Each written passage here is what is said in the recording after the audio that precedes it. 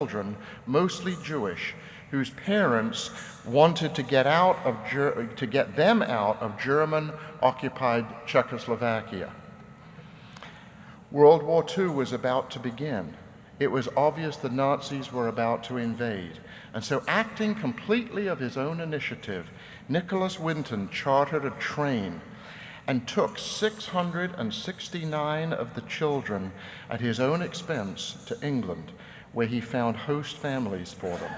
Most of their parents were subsequently exterminated in Auschwitz, but the children all made it, and now there are more than 5,000 descendants of the Winton children. A truly humble Rotarian, Nicholas is now 100 years old. Only 50 years later did anybody know what he had done.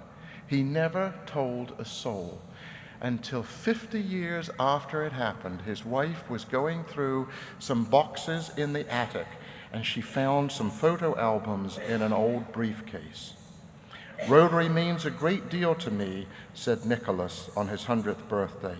"It encapsulates the very principles by which I live." 3 bricklayers were busy at work building a cathedral in England in the 18th century. As he visited the work site one day, the architect stopped to talk with some of them. "What are you doing?" he said to the first one. "Oh, I'm laying bricks," he said, "and it's heavy, back-breaking work." He said to the second man, "What are you doing?" He said, "I'm building a wall.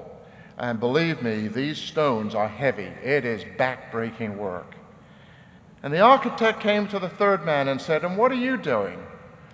He said, "It is back-breaking work, but I am building a cathedral that will show the glory of God to people for centuries to come."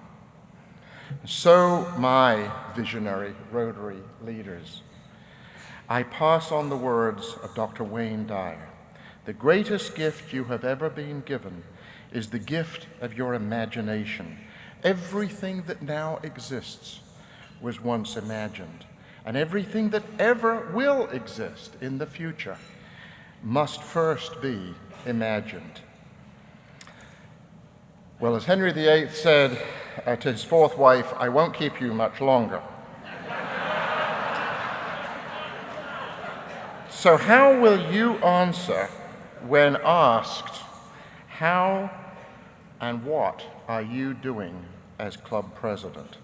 What sort of president will you be, Julie? Will you settle for the mediocrity of the status quo, Jack? Or will you reach for the moon, where even if you fall short, you will be among the stars? Your year is about to begin. Having the world's best idea will do you no good unless you act on it. People who want milk shouldn't sit on a stool in the middle of a field in the hopes that a cow is going to back up to them. You've got all the tools that you need from Lone Star Pets. You've got the title. The race is about to begin. Now it's time to decide what will be your legacy when the race is finished.